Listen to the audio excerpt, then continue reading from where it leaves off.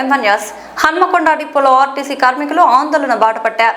Depot ప్రాంగణంలో ధర్నా నిర్వహిస్తూ తమ సమస్యలను ప్రభుత్వం దృష్టికి తీసుకెళ్లారు. ఈ సందర్భంగా టీజీఎస్ ఆర్టీసీ జేఏసీ నాయకులు మాట్లాడుతూ సంస్థను ప్రభుత్వంలో విలీనం చేయాలని, ఎన్నికల సమయంలో ఇచ్చిన హామీలను వెంటనే అమలు చేయాలని డిమాండ్ చేశారు. ఉద్యోగ భద్రత, ఆర్థిక స్థిరత్వం కల్పించాలని, 30% ఫిట్మెంట్ తో పీఆర్సీ అమలు చేయాలని కోరారు. అలాగే పెండింగ్ జీతాలు, బకాయిలు, ఏరియర్స్ వెంటనే చెల్లించాలని తెలిపారు. పీఎఫ్, సిసిఎస్, ఎస్ఆర్బిఎస్ నిధులను విడుదల చేయాలని, రిటైర్డ్ ఉద్యోగుల ప్రయోజనాలను క్లియర్ చేయాలని డిమాండ్ చేశారు. ఆర్టీసీపై ఉన్న అప్పులను ప్రభుత్వం భరిస్తూ రాష్ట్ర బడ్జెట్ లో 3% నిధులు కేటాయించాలని కోరారు. ప్రైవేటీకరణను పూర్తిగా ఆపాలని, ఆర్టీసీ భూములను ప్రైవేట్ వినియోగానికి ఇవ్వకూడదని స్పష్టం చేశారు. అద్దె బస్సులు సిబ్బందిని ఆర్టీసీలో విలీనం చేయాలని, కొత్త బస్సులు కొనుగోలు చేసి ఎలక్ట్రిక్ బస్సులను ప్రవేశపెట్టాలని తెలిపారు. డిపోలు, వర్క్షాప్లను బలోపేతం చేసి ఖాళీ పోస్టులను భర్తీ చేయాలని, కాంట్రాక్ట్ ఉద్యోగులను రెగ్యులర్ చేయాలని, ప్రమోషన్లు ఇవ్వాలని కోరారు. పని ఒత్తిడి తగ్గిస్తూ హాజరు ప్రోత్సాహకాలు ఇవ్వాలని, పని పరిస్థితులను మెరుగుపరచాలని చెప్పారు. మహిళల ఉద్యోగుల సమస్యలను పరిష్కరించాలని, మెరుగైన వైద్య సేవలు, ఉచిత మందులు, పరీక్షలు అందించాలని డిమాండ్ చేశారు. యూనియన్ ఎన్నికలు నిర్వహించడంతో పాటు గత సమ్మెలకు సంబంధించిన కేసులను ఉపసంహరించుకోవాలని కోరారు. డిమాండ్లు నెరవేర్చకపోతే ఆందోళనను మరింత ఉధృతం చేస్తామని కార్మికులు హెచ్చరించారు.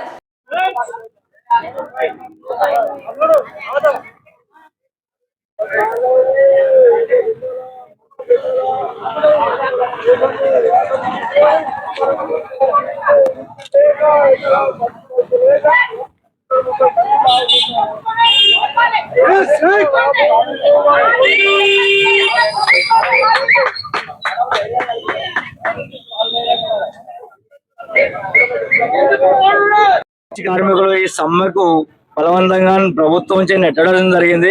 నిన్నటి నుంచి 22 నుంచి సమ్మెకు వెళ్ళడం బలవంతంగా నెట్టబడిన సమ్మె ఇది. ప్రభుత్వం మన హామీలు నెరవేర్చగా, ఏది కరెక్ట్ చెప్పగా, ఏదో మన సమస్యల పరిస్థితి తాత్సారం చేస్తూ మనల్ని బలవంతంగా నెట్టలు. నిన్నటి నుంచే మన మీద పూర్తి స్థాయిలో నిరంకుశత్వాన్ని ప్రదర్శిస్తూ మనకు కనీస స్వతంత్రం లేకుండా ప్రవర్తించడం జరుగుతుంది. దానికి ఉదాహరణ మన హన్మకొండ డిపో మాత్రమే. కనీసం మనకు ఎండలో కూర్చోవడానికి టెంట్ లేదు, మనం ఉండడానికి చెట్లకోలు పుట్టకోలుగా మనం ఉన్నాము. ఇలాంటి పరిస్థితుల్లో అసలు నష్టం మన సోదరుడు ఈ ఇంతకుముందు అందరి సమాచారం ప్రకారం డ్రైవర్ శంకర్ అన్న మన డిపోలో పనిచేయడం జరిగింది. అతను ధైర్యాన్ని కోల్పోయి, ఎందుకు ఈ ధైర్యాన్ని కోల్పోతారు? ఇంతకుముందు 55 రోజుల సుదీర్ఘ సమ్మెలో దిగిన చరిత్ర మనకు ఉన్నది. అయినా అప్పుడు 38 మంది పైసలకు మనం చనిపోయారు. అయినా కూడా ధైర్యాన్ని కోల్పోకుండానే మనం పోరాడుకుంటూ పోయినాం. అయితే అలాంటి టైంలో కాంగ్రెస్ గవర్నమెంట్ కు మనం సపోర్ట్ చేయడం జరిగింది, డైరెక్ట్ సపోర్ట్ చేయడం జరిగింది, వాళ్ళకి గెలవడం జరిగింది.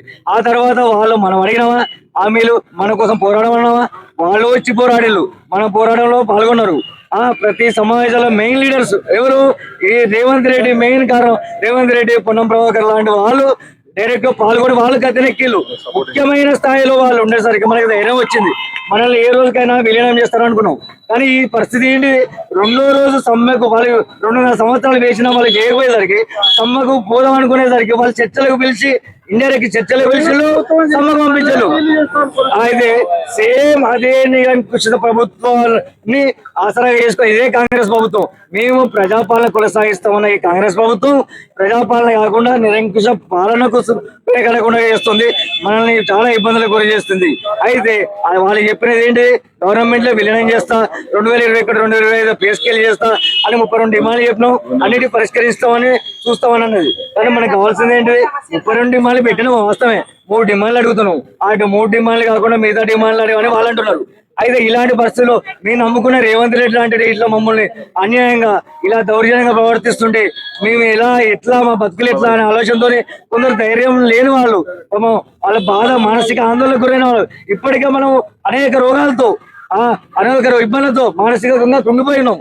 ఇలాంటి పరిస్థితుల్లో మన సోదరులు అలా చేసుకోవడం జరిగింది. ఇది ఇలాంటి ఆత్మహత్యలు మనోళ్ళు ఎవరు చేసుకో ధైర్యం చెడిపోదు. కానీ ఇలాంటి ఆ సోదరిని తొందరగా హాస్పిటల్ తీసుకుపోవాలి. హైదరాబాద్ లో అత్యంత ఎంత ఖరీదైన మంచి హాస్పిటల్ చేర్పించి అతనికి ఇలాంటి హాని కలగకుండా చూసుకోవాలి. ప్రత్యేకంగా ఒక విన్నపం చేయదలుచుకున్నాం. ఏంటంటే రేవంత్ అన్న ఒక మాట, ఆడవాళ్ళ కోసం అనేది నువ్వు ప్రమాణ స్వీకారం చేయంగానే ఫ్రీ బస్ అని పెట్టావు. 48 అవర్స్ లోపే దాన్ని నిర్ణయం తీసుకొని చేయడం జరిగింది. నీకు ఆడబిడ్డలు అంటే ఎంత మక్కువో మాకు అర్థమైంది. మేము కూడా మీ చెల్లెలమే అన్న రేవంత్ అన్న, నువ్వు చేస్తావు అనేది నమ్మకం మాకు ఉన్నది. ఇప్పటికి కూడా నీ పైన నమ్మకం మేము ఉంచుకుంటున్నాము అన్న. మాకు ఖచ్చితంగా ఆడపిల్లలను అన్యాయం చేయడు, మమ్మల్ని రోడ్డు మీద పడేసిండ్రు అన్న. ఇప్పటికైనా మీ పైన మాకు పూర్తి నమ్మకం ఉన్నది. నువ్వు లాస్ట్ సభలో మాకు మంచి ఓదార్పు ఇచ్చావు. మమ్మల్ని ప్రభుత్వంలో విలీనం చేస్తా, మిమ్మల్ని నేను నా హక్కులో చేర్చుకుంటా అని అన్నారు. తప్పకుండా అన్నారు. మీకు ఇవ్వాల్సినది అప్పుడు PRC ఖచ్చితంగా ఇస్తా. అప్పుడు గత ప్రభుత్వం నిరంకుశ పాలనతోటి మిమ్మల్ని రోడ్లపైకి వేసి 50 మందిని పొట్టన పెట్టుకున్నది. అలాంటిది నేను చెయ్యను, మిమ్మల్ని నా సొంత కుటుంబం లాగా ఆదరిస్తా అన్న రేవంత్ అన్న. ఒక విన్నపము, మేము కూడా నీ తోటి చెల్లెలమే. మమ్మల్ని రోడ్డు మీద ఇప్పటికి 2 రోజుల నుండి మాది అన్నకొండ డిపో పక్కన కనీసం ఉండడానికి కూడా ఎండలో అక్కడికి ఇక్కడ తిరుగుతున్నాము. కనీసం టెంట్ కూడా మాకు సౌకర్యం లేకుండా కూడా నడి రోడ్డు మీద ఉంటున్నాం అన్న. ఒక్క విన్నపం అర్థం చేసుకోండి. మేమంతా మీ చెల్లెలమే, ఖచ్చితంగా మాకు చేస్తామనే నమ్మకం ఉన్నది అన్న రేవంత్ అన్న. ఈ సభ వేదికగా మేము హన్మకొండ డిపో నుంచి ఒకటే విజ్ఞప్తి చేస్తున్నాం. రేవంత్ అన్న, మాకు ఎటువంటి ఈ 32 డిమాండ్స్ లో ఏం వద్దన్నా, మాకున్న 4 డిమాండ్లు. మొదటిది, ప్రభుత్వంలో ఆర్టీసీని వెంటనే విలీనం చేయాలి.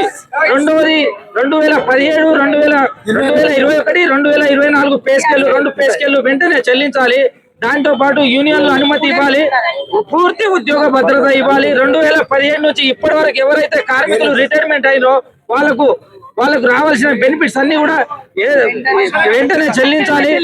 మీరు ఏదైతే మహాలక్ష్మి పథకం తీసుకొచ్చారో దానికి ఎటువంటి కమిటీ వేసిర్రు? ఎవరైనా IAS కమిటీ కానీ ఎవరైనా IPS కమిటీ కానీ వేసిర్రా? ఈ రోజు మాకు విలీనానికి కమిటీ అవసరమా? మీరు తలుచుకుంటే ఎంత రేవంత్ అన్న? ఆ రోజు 55 రోజుల సమ్మెలో మీరు మా తరపున నిలబడి అదే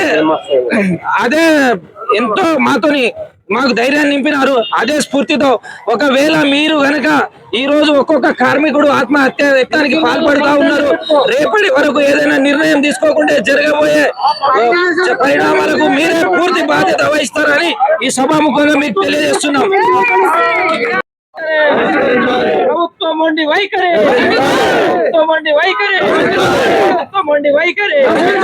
మా సమస్యలు వెంటనే We want